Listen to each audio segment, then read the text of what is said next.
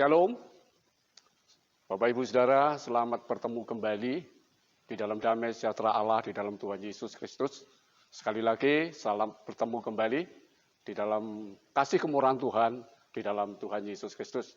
Sebelum kita menikmati beberapa pembacaan ayat firman Allah, lebih dahulu kita tundukkan kepala, kita berdoa, kita undang hadirat Allah ada di tengah-tengah kita untuk mencurahkan berkat-Nya buat kita semuanya.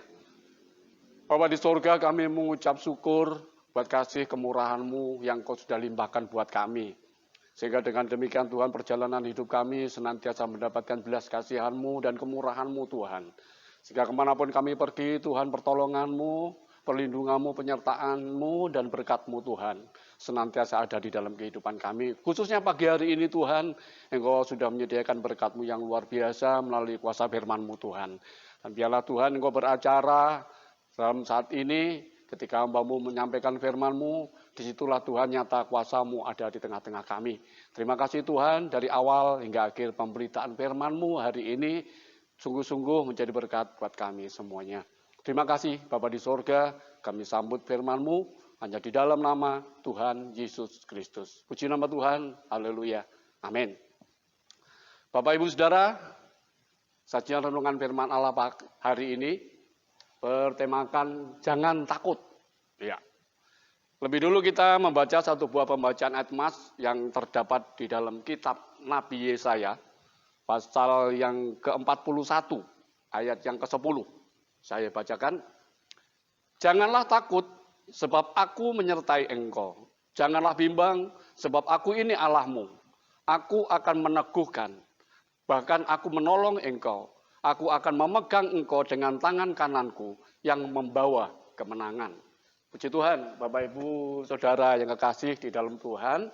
Sajian renungan firman Allah akan ulang kembali, temanya jangan takut. Ya, kalau tema ini mengatakan jangan takut, otomatis ini merupakan satu perintah. Ya, kalau perintah itu harus dilakukan. Jika perintah itu tidak dilakukan, maka itu adalah merupakan dosa.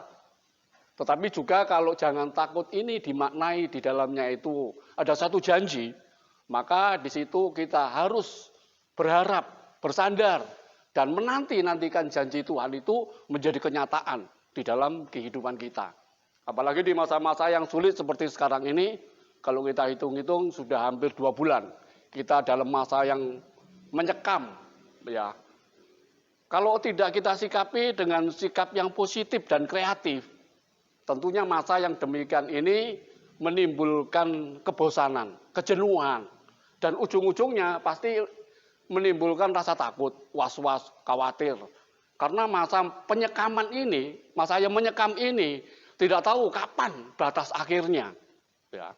Kalau kita melihat dampak dari kesulitan ini, itu menimbulkan satu virus yang mewabah. Dan itu dampaknya luar biasa. Ya, mereka yang terjangkit itu ribuan. Mereka yang meninggal juga ribuan. Tetapi juga yang sembuh itu juga ribuan. Karena dampak yang besar ini, pemerintah mengambil kebijakan supaya kita tidak keluar rumah. Bekerja di rumah, ya, ibadah di rumah, dan segala sesuatu itu dilakukan di rumah. Nah, kalau kita melihat ada di antara kita yang mata pencariannya itu sebagai seorang pedagang yang bukan sembako. Nah, banyak kali disitulah timbul rasa was-was, khawatir, apalagi takut. Nah, firman Allah hari ini mengatakan jangan takut. Ya, aku menyertai engkau. Ya, jangan takut, aku meneguhkan engkau. Jangan takut, aku menolong engkau. Aku memegang tangan dengan tangan kananku dan memberikan kemenangan. Nah, Bapak Ibu Saudara yang kasih di dalam Tuhan, bagi kita anak-anak Allah di dalam Tuhan Yesus yang sudah memiliki iman, memiliki harap, memiliki kasih yang ditinggalkan oleh tokoh-tokoh iman yang sudah mengabarkan iman itu kepada kita.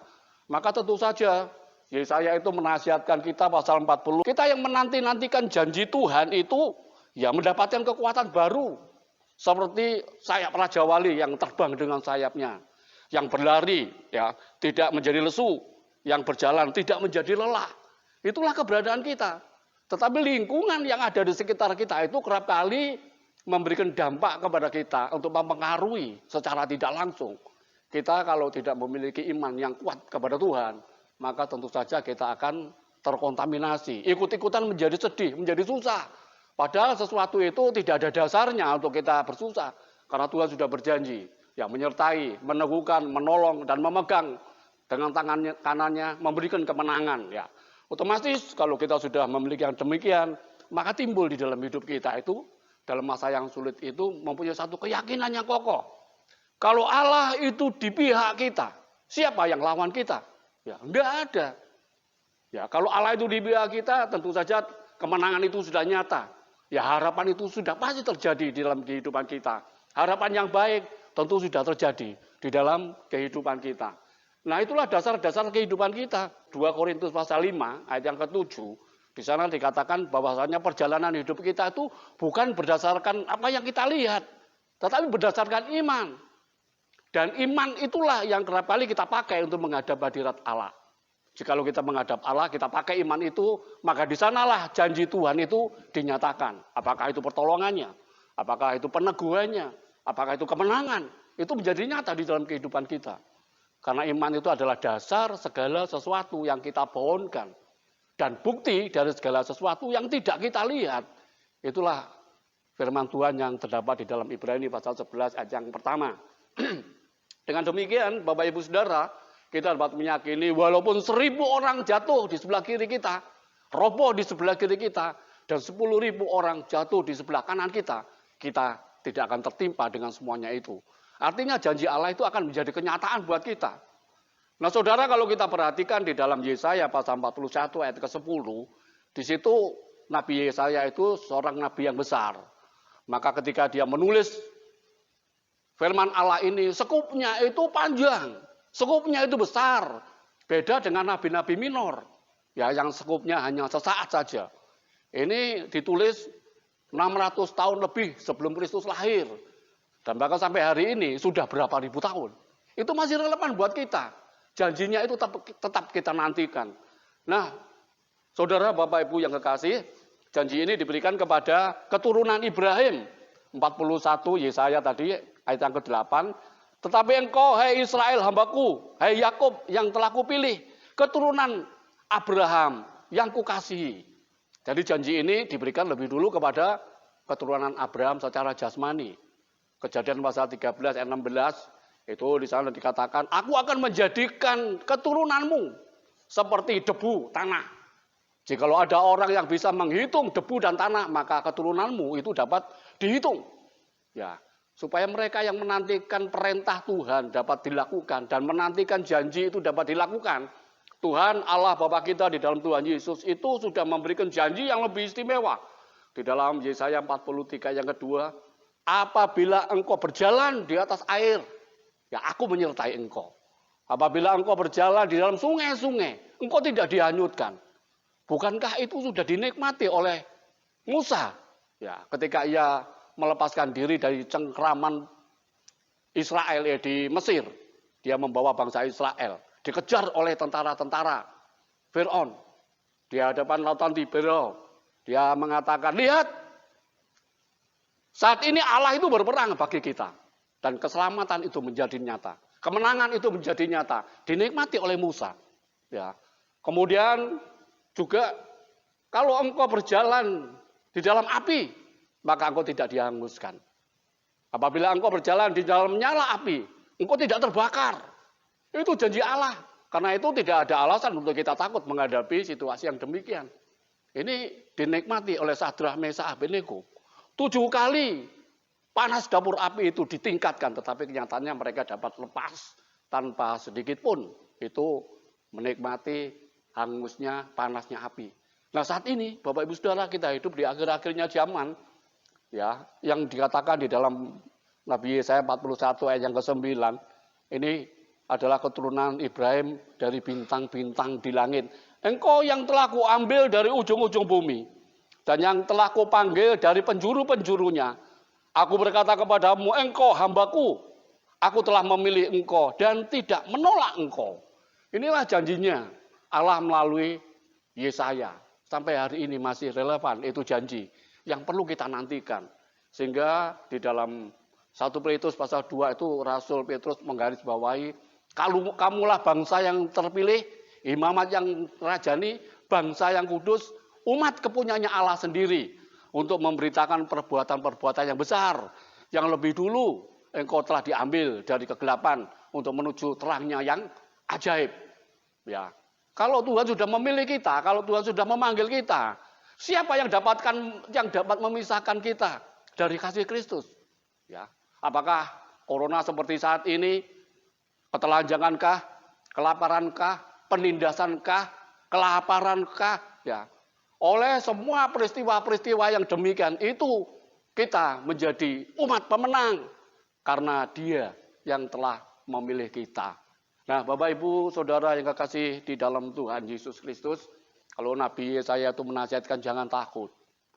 Bukan alasan begitu saja diutarakan. Tetapi Tuhan mempunyai rencana yang indah di dalam kehidupan kita.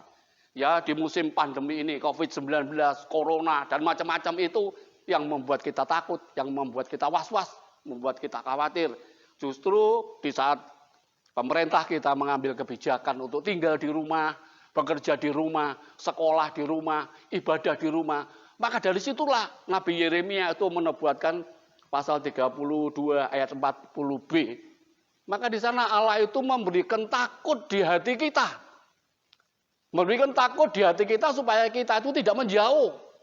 Ya, supaya kita itu menempel kepada Tuhan, apapun itu keberadaan kehidupan kita. Ya, memberikan rasa takut kepada kita. Ya, di rumah saja. Dengan rasa takut itu kita menaruh hormat, menguduskan Tuhan Allah kita di dalam hati kita. Menaruh hormat, membaca firman Tuhan, memecah-mecahkan roti, mempunyai kehidupan sebagaimana jemaat mula-mula. Ya, Bapak Ibu Saudara, kita memecah-mecahkan roti di rumah, kita beribadah di rumah, kita memuji dan mengagungkan serta menyembah Dia di rumah lebih daripada hari biasanya. Nah, dengan cara ini kita melunakkan hati Tuhan. Untuk apa? Supaya rencana dari pemerintahan dunia ini yang sudah melakukan segala cara, Tuhan campur tangan, ikut serta di dalamnya untuk menyelesaikan masalah ini supaya segera berakhir. Secara manusia tidak dapat orang menentukan kapan berakhirnya ini. Tetapi bagi Tuhan yang menyertai kehidupan kita, yang memerintahkan kita jangan takut, maka di situ Tuhan akan mengangkat tangannya dengan mengatakan, diam dan tenanglah. Sebagaimana saat-saat di mana Tuhan Yesus di atas permukaan bumi beserta murid-muridnya, ditulis di dalam Matius pasal 8 ayat 23 sampai 27, Markus pasal 4 ayat 35 sampai 41, khususnya ayat 39. Di sana karena murid-muridnya itu apakah dia merasa ada di dalam zona nyaman, sehingga Tuhan Yesusnya itu dibiarkan tidur di buritan kapal itu. Sehingga ketika terjadi masalah seperti saat ini, dia membangunkan Tuhannya. Tuhan, Tuhan, kita binasa. Ya, kalau bersama Tuhan tidak akan mungkin kita akan binasa. Tapi karena rasa takut, karena merasakan was-was dengan peristiwa itu, sehingga kita lupa bahwasanya Tuhan itu memiliki kehidupan yang tidak terbatas oleh waktu, apalagi itu kematian. Dan saat hari ini kita hidup di akhir-akhirnya zaman, kalau Tuhan itu melalui Nabi Yesaya mengatakan jangan takut. Itu artinya kita diingatkan oleh ayat-ayat firman Allah yang terdapat di dalam kitab Mazmur 121 ayat 1 sampai 8. Bahwasanya kita itu memiliki penjaga Israel. Kita ini memiliki penolong Israel yang tidak pernah terlelap, yang enggak pernah tertidur. Ya, dengan cara yang Tuhan sudah lakukan melalui nabi-nabinya, melalui rasul-rasulnya, lebih-lebih saat ini melalui pemerintahan yang ada. Kita semuanya mendukung, kita semuanya bekerja sama yang baik untuk menyelesaikan segala sesuatu masalah ini segera. Dan oleh karena itu Tuhan sesuai dengan ayat dalam Markus pasal 4 ayat yang ke-39, diam dan tenanglah. Saat itulah kuasa Tuhan itu dinyatakan. Dan kita yakin, dan kita meyakini, mengimani, kita hidup bukan berdasarkan apa yang kita lihat, tapi berdasarkan dengan iman. Melalui iman, harap, dan kasih kita pagi ini, kita boleh meyakini ketika Tuhan mengangkat tangannya, diam dan tenanglah. Corona pasti akan berlalu dengan kerinduan kita. Secepat mungkin ini selesai. Ya, puji Tuhan, Tuhan memberikan berkat buat kita pagi ini. Jangan takut, tetapi ada perintah yang harus kita lakukan. Jangan takut dengan segala sesuatu yang ada, tetapi Tuhan sudah memberikan rasa takut di dalam hati kita untuk supaya kita melekat kepada Tuhan. Dan kita mempunyai kehidupan sebagaimana gereja mula-mula yang tiap-tiap hari membagi roti dan beribadah, memuji, mengagungkan nama Tuhan. Puji nama Tuhan, Bapak Ibu Saudara, demikian sajian renungan firman Tuhan, kiranya menjadi berkat buat kita semuanya. Kita akhiri dengan menundukkan kepala, kita berdoa. Puji Tuhan, kami mengucap syukur kepadamu Tuhan, karena Engkau beracara di setiap hamba-hambamu yang membagikan firman-Mu buat kami. Menumbuhkan kekuatan buat kami Tuhan, sehingga dengan demikian juga iman kami Engkau tumbuhkan, harap kami dan kasih kami Engkau tumbuhkan Tuhan. Sehingga ketika kami melangkah, kami tidak ragu-ragu, kami tidak bimbang, dan kami tidak takut, karena Engkau yang menyertai kami, karena Engkau yang menolong kami, dan Engkau yang meneguhkan kami, dan Engkau memberikan kemenangan buat kami semuanya. Terima kasih Tuhan, berkat yang besar yang sudah Engkau berikan kepada kami hari ini Tuhan. Kami dapat terima, kami dapat nikmati dengan iman, harap dan kasih-Mu. Di dalam nama Tuhan Yesus Kristus, berkat-Mu nyata buat kami semuanya. Puji nama Tuhan, dalam nama Tuhan Yesus, kami menaikkan sembah dan puji syukur kami. Haleluya. Amin.